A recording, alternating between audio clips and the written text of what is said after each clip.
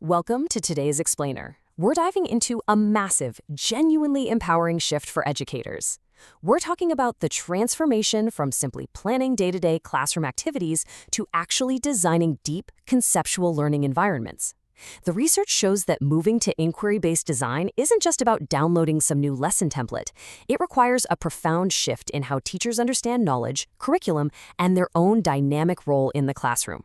So if you've ever felt stuck in that daily grind of activity planning and you want to develop the skills and expertise to step into the role of a learning architect, you are absolutely in the right place.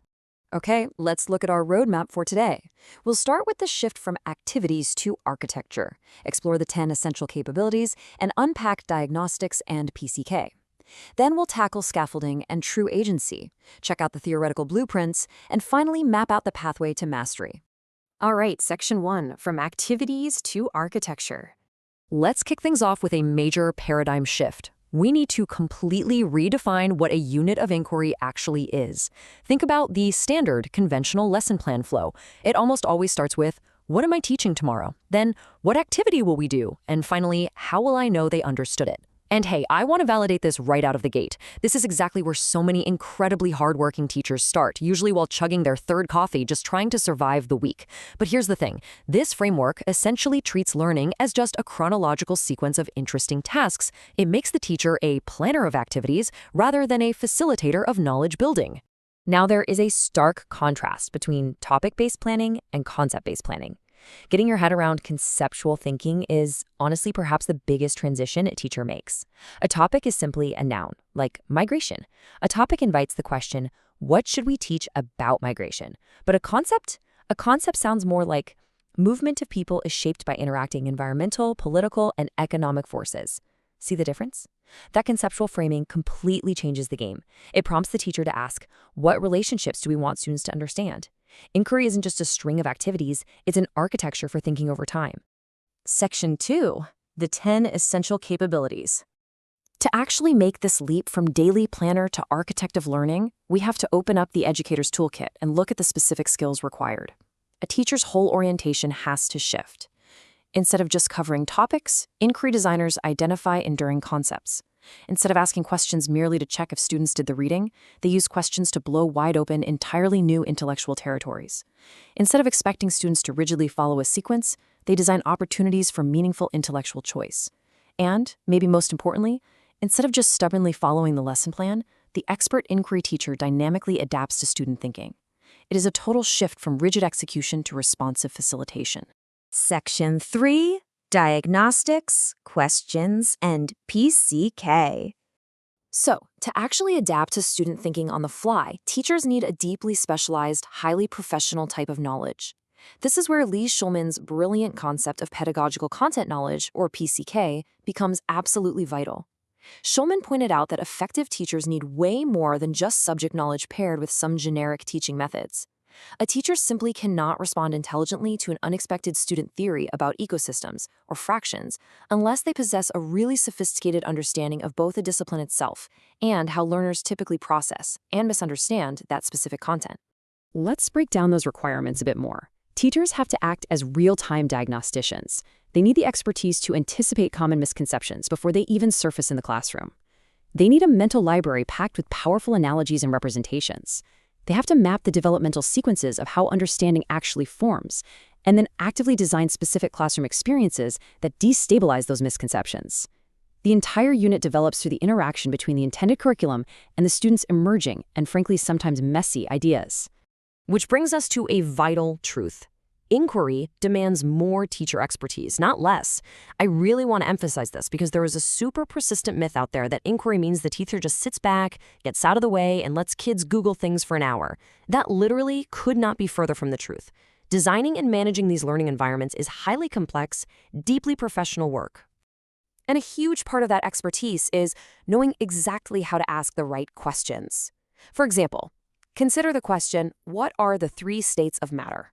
Now, this is a classic information retrieval question. It definitely has its place, sure, but think about what it does to inquiry. The second a student says solid, liquid, gas, well, the investigation just halts. The intellectual territory is immediately closed. But watch what happens when we shift that to a generative inquiry question.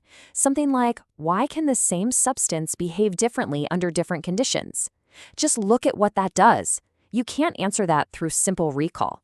It generates competing ideas, it demands evidence, and crucially, it remains productive over time.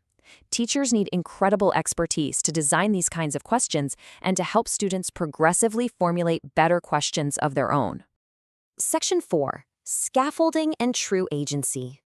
Let's tackle what is probably the biggest theoretical debate in inquiry pedagogy. It's the widespread misconception that inquiry is just unguided, minimally supported, free-for-all discovery.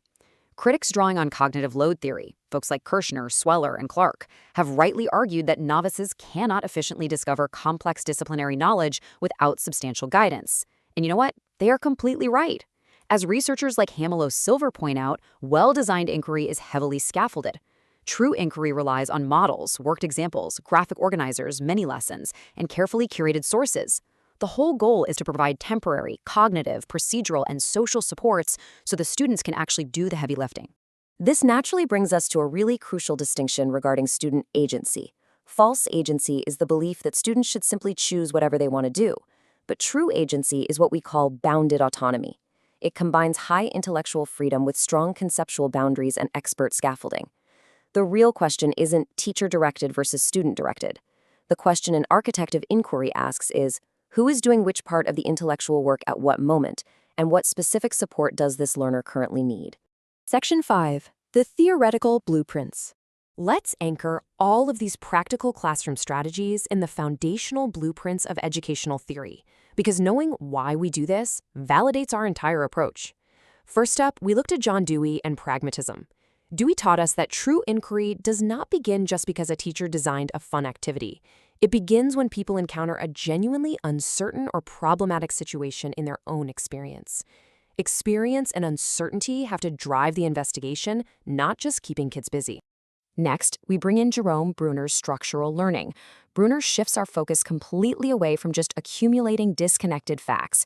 He argues that curriculum should make the fundamental concepts of a discipline visible, and that we have to continually revisit these powerful ideas at increasing levels of complexity. This is the whole essence of the spiral curriculum. We don't just cover content, tick a box, and move on. We spiral back to deepen that conceptual understanding. Finally, Lev Vygotsky's sociocultural theory gives inquiry its collaborative heartbeat. Learning isn't just happening silently inside an individual's head, it happens through socially mediated activity and expert scaffolding within the zone of proximal development. What Vygotsky proves to us is that student agency does not require teacher absence. In fact, it's exactly the teacher's expert scaffolding that makes higher reasoning and true student agency possible in the first place. Section 6. The Pathway to Mastery. So the absolutely crucial point here is, how do we actually get there? We need to map out how schools and teachers can practically develop these complex skills to reach true mastery. If a school is trying to develop this capability, we don't start by just handing out an inquiry cycle diagram and wishing everyone luck. We build up in stages. Here's a condensed progression of the 10 stages from the research. First, teachers must master concepts, learning to distinguish mere facts from conceptual generalizations. Next, they design provocations that create genuine intellectual uncertainty. Then they master scaffolding, learning how to support the learner without hijacking the thinking. And finally, they reach responsive design, that incredible ability to dynamically redesign the unit on the fly based on continuous formative assessment. And this leads us to the ultimate hallmark of an expert inquiry teacher. They know exactly what must remain fixed and what can remain flexible. The conceptual destination, that really deep understanding you want them to carry beyond the unit, that remains stable and fixed. But the pathway toward it, that gets to be incredibly, wonderfully flexible, adapting in real time to the very real, very human students sitting right in front of you. I want to leave you with this provocative final thought today, deeply inspired by Dewey. Look at your own classroom and ask yourself, are my students simply active, or is a genuine intellectual problem driving their thinking? Remember, kids can be extremely busy without ever engaging in meaningful intellectual inquiry. Your role is no longer to just plan tomorrow's activity. It is to design the architecture for true, lasting learning. Thank you so much for joining me in this explainer, and I really hope this empowers you to make that shift in your own practice.